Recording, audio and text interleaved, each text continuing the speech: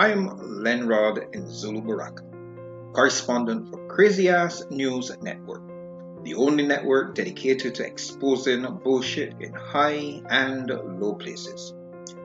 In this edition, I'm zeroing in on the claim made by religious fundamentalists of all stripes that secular values are hollowing out all of the essential institutions of modern societies, thus inviting societal decay and collapse. Religious fundamentalists therefore advocate a return to traditional values as a way of damming up runaway societal decay. Are religious values superior to secular values? Are societies that incorporate religious values into their political and legal structure freer, more prosperous, and less crime-ridden than societies with a more secular orientation? The answers to these questions may surprise you, so don't go away. I'll be right back.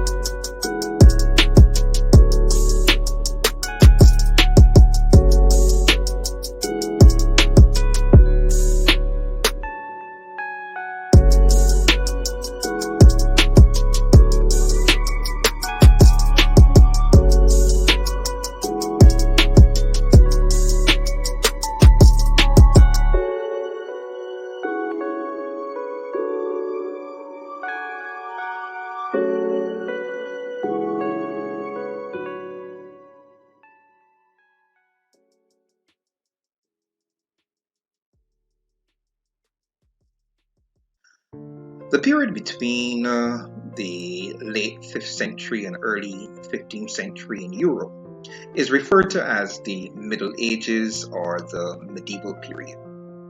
The early part of the Middle Ages, stretching from the 5th century to the 10th century, is sometimes also referred to as the Dark Ages. The Middle Ages in Europe was the finest hour for the Christian religion, which from as early as the 4th century had been invested with wealth, power, and the ability to unleash violence against all its enemies. The universal or Catholic brand of Christianity under the popes of Rome created a tyranny of the righteous, which was responsible for silencing all independent thought in Europe. In addition to silencing independent thought, the Universal Church under the popes orchestrated an extensive extermination campaign against all enemies of the church. During the Middle Ages in Europe, there was no freedom of conscience, no freedom of speech, no freedom to freely associate, no freedom to seek redress when wrongfully arrested by church authorities or by the state, no freedom from arbitrary arrest, no right to an attorney when arrested by the authorities. There was no freedom to pursue scientific inquiries not sanctioned by the church. There was no freedom to hold any opinion that differed from the opinions taught by the church. There was also no separation between church and state, and in most cases the church dominated the state and dictated the direction in which the state went. Under the theocracy imposed by the church during the Middle Ages, freedom was a stillborn child that was dead even before arrival. It could be argued that the lack of freedom in Europe during the Middle Ages was a result of the backwardness of the people and a product of the times. Surely such abuses of power by religious authorities could not occur in our modern enlightened times. Or could it? Afghanistan and Iran are two modern-day examples that clearly show how the backwardness of the Middle Ages could be replicated in modern times. The chaotic and embarrassing withdrawal of US troops from Afghanistan paved the way for the restoration of the Taliban in Afghanistan. Almost immediately, the Taliban imposed Sharia law on Afghanistan. Aspects of Islamic law that included public executions, stonings, floggings, and amputation of limbs for theft were reinstated and enforced. Very recently, foreign and domestic non-governmental agencies were banned from employing women. Schools for girls were closed. Women were ordered to wear the traditional head covering. Women were also required to be accompanied by a male relative when traveling long distances. The morality police in Iran recently came under international and domestic scrutiny after the death of Mahsa Amini. The death of Mahsa Amini led to massive protests all over Iran and a discussion about abolishing the morality police in Iran. Religious leaders in Iran, like their fellow religionists in Afghanistan, insist that women must wear the hijab in public according to the requirements of Sharia law. Sharia law is also enforced in Iran, which means that traditional Islamic public executions, stonings, floggings, amputations, misogyny, and homophobia are now a part of the everyday life of the Iranian citizens. Theocratic societies, past and present, are notoriously lacking in freedom, especially for women.